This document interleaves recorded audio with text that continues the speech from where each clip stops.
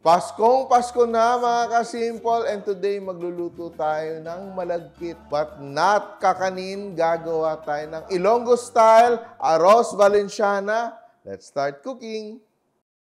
And meron akong malagkit dito. Yung ginawa ko ay binamad ko na siya ng tubig for around an hour to 3 hours. So aking rice with our turmeric, pang pakulay natin yan, luyang dilaw. Aking chicken, ito siya. Filet na to siya, wala na siyang bones. Season with salt and pepper. Salt and pepper. Yan, magluluto na tayo, gisa. So, pag nagigisa, mantika. Then, gisa natin yung ating chicken. Ang chicken natin ay seasoned. Hindi pwedeng hindi seasoned. Tatabi natin. Then, yung ating atay. Yung ating atay, again, season. And gigisa din natin. Yung atay kasi, pag na-overcook, nagiging magaspang, no? Nagiging grainy. So, atay is done. Tatabi natin. Ngayon naman, ang ating chorizo Macao. Yan, no? Pag naluto na yung ating chorizo Macao, tatabi din natin. So, now, gisa tayo ng ating sibuyas at bawang. Medyo naluto na yung ating bawang at sibuyas. Dadagdag natin yung ating rice. Paprika. Ito, gusto mo na manghang, lalagyan natin ng konting cayenne pepper. And very important, maasinan din natin yung ating rice, no? Now, it's time to add our raisins and our tomato sauce or tomato paste. So, ito, chicken stock, lalagay ko na siya. Tatakpan natin yung ating rice and sasaingin like normal rice. So, while watery pa siya, matubig pa siya, titimplahan ko na siya. Konting salt and pepper, and it's done. Ito pa lang, masarap na siya, di ba? So, ating rice, as soon as it boils, ganyan, natimplahan mo na siya, papahinaan na natin yung ating heat. Yan, let's check, no? Pakonti ng pakonti yung ating liquid. Now, gagawin natin, dadagdag na natin yung ating mga sahog. So, chicken, magtira tayo ng konti for decoration. Chorizo, then atay, no? Mix natin, no? Ganda ng add green bell peppers, red bell peppers, and our green peas. Lilipat ko tong aking pot. Yan. And meron akong isa dito, lined with banana leaves.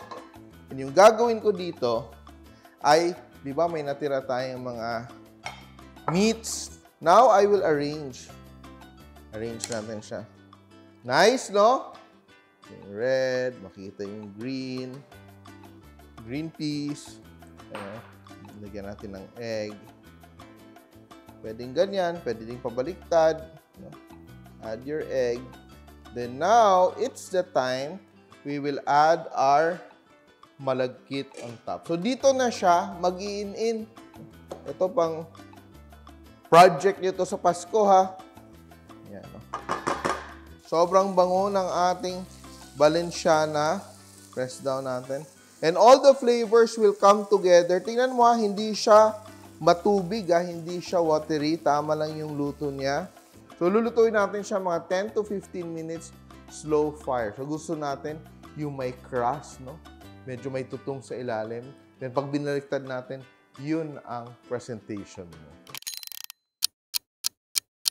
So, naluto na yung ating arroz valenciana and we let it rest for a few minutes, no?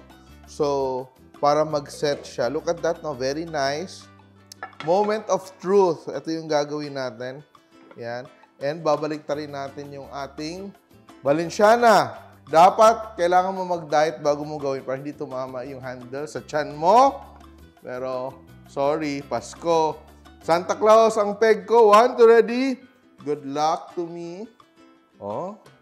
And, moment of truth. Look at that. Babalatan na natin yung ating arroz valenciana. Little by little. Careful. Huwag magmadali. Oh my goodness. It's so masarap. Patience is a virtue. Look at that. Ganitong cake, okay lang sa akin. Di ba? Lagyan mo na ng candle. It's time for me to taste. Alam kong masarap siya, pero gusto ko lang talaga kumain. At saka gusto ko dito yung raisins. Ewan ko. Some people don't like raisins. Pag ayaw nyo, huwag nyo nang lagyan. Kaya ko ba? Oh! So, nice, very sticky yung ating rice. Savory siya. It's not as sweet as a bringhe kasi wala siyang coconut milk. Pero, there's the kick from the cayenne pepper, yung, oh my God, with the raisins and the chorizo macao. Ang sarap. Very complex. Such a festive dish. Try to recreate old classics this holiday season and try this recipe of Ilonggo style Arroz Valenciana. Simple! Please like and share my videos, and if you like more recipes like this, please click here to subscribe and don't forget to hit the bell button to get notified. Simple!